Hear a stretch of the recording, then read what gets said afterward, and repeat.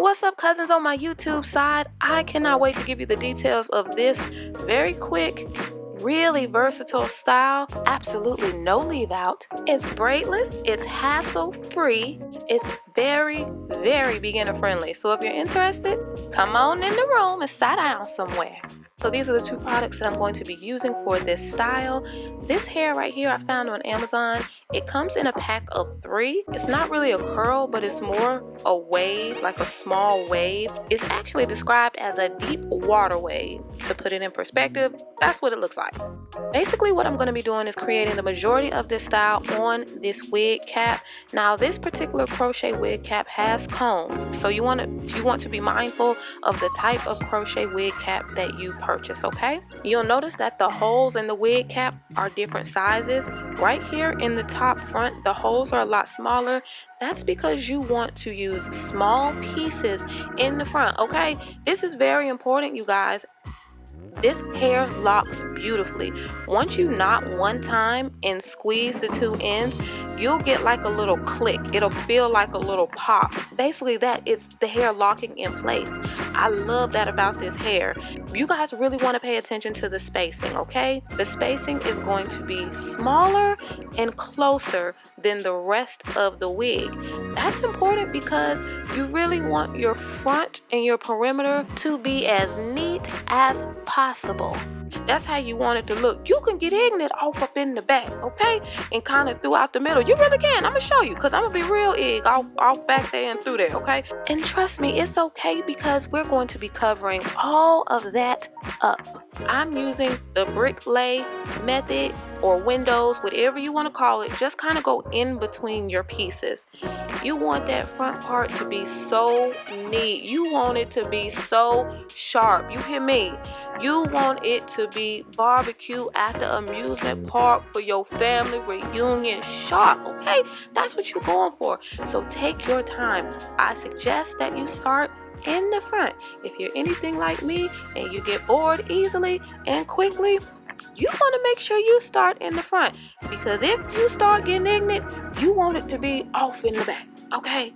You don't want it to be in the front, and you don't want it to be on the sides with pride, okay? That is going to cut into your versatility, and that's not what we're going for. So all throughout this front section, at least a good 4 rows back, I'm going to be splitting the hair in half and going for what I know. I'm following the same spacing, the same windows, bricklaying pattern. Like I said, maybe about 4 rows back. That's how clean you want it to be, okay? And this is not going to be at the front of your face, okay? So if you've noticed there's spacing that you can clearly see, visible spacing, that's okay. Trust me. It's going to be covered up, okay?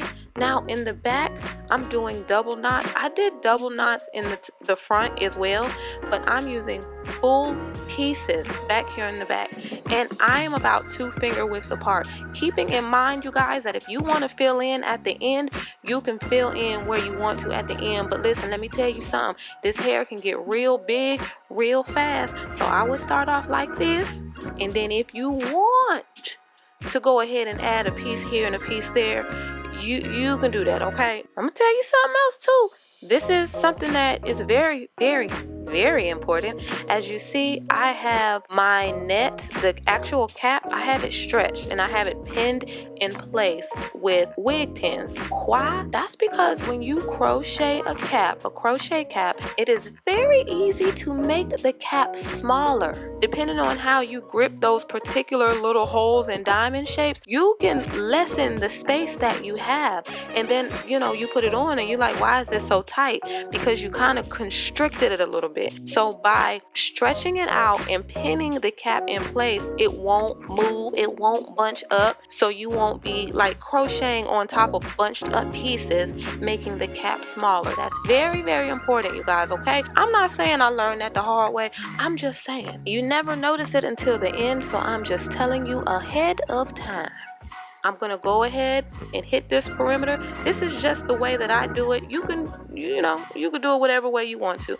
Pay attention to that spacing. I know she looked like a bald head scallywag right there. I understand that. But when I put this wig on my head, it's not gonna look like that. Right here, I'm just pulling through the hair, raking through all of that loose hair. Would have been getting snagged on your little buttons and all that stuff. You want to get that out the way initially. All that hair, one, it's no longer a problem. And this wig looks clean. You hear me? That's looking good. And although you see the space, you'll see in the end how it works out, how full she actually is. Okay, y'all, so I'm pulling all my little edges out to the front, okay? Now, you remember I had told you this was a braidless style, so you have some options with your foundation.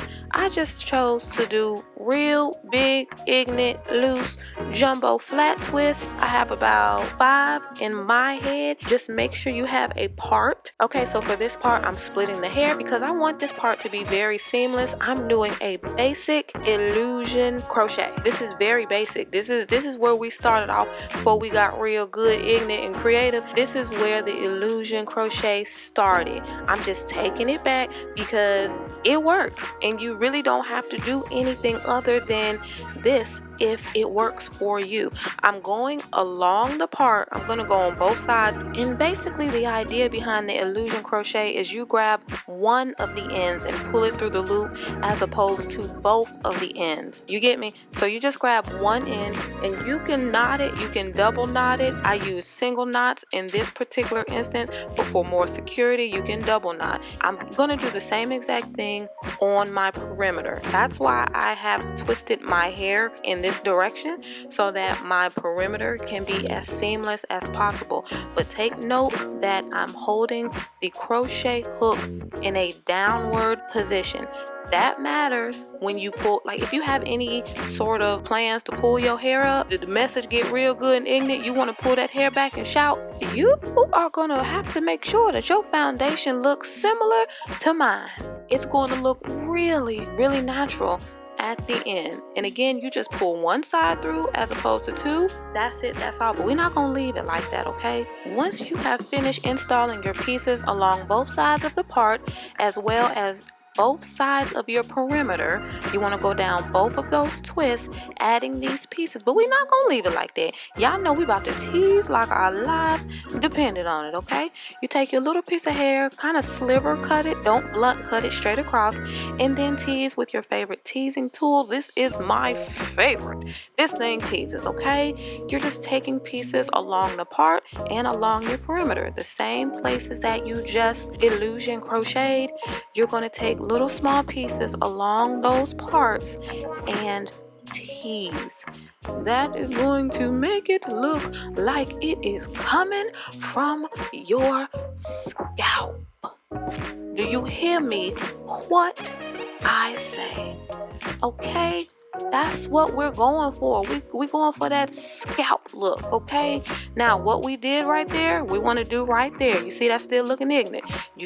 We got to keep it going, right? Get it right, get it tight. Now, keep in mind that we're just doing this to the part area and the perimeter. The whole middle part of my head is left alone. Now, I chose to keep my edges natural. I didn't do any swoops because why are we doing all this to make the crochet look natural? Just to unnaturalify it. You see what I'm saying? It blends with my edges. They go together. You see what I'm saying? They go together. So I kept them like they are. And you can already see where we're going with this, y'all. Look at this. You threw your wig on and now look. We about done, y'all. This is quicker than you think. I told y'all. Now right there at the top, that's cap. I'm going to do the same teasing method that I did around the perimeter, right at those few little pieces at the top. Now you know you don't have to do this, but I'm all about that shape.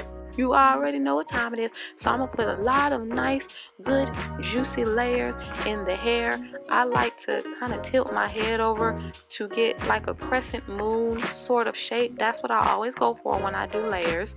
Hopefully you can visualize that. If not, just kind of do what I'm doing. That's it. You really could be done now. You don't have to do any of this. This is just me perfecting what I want the install to look like.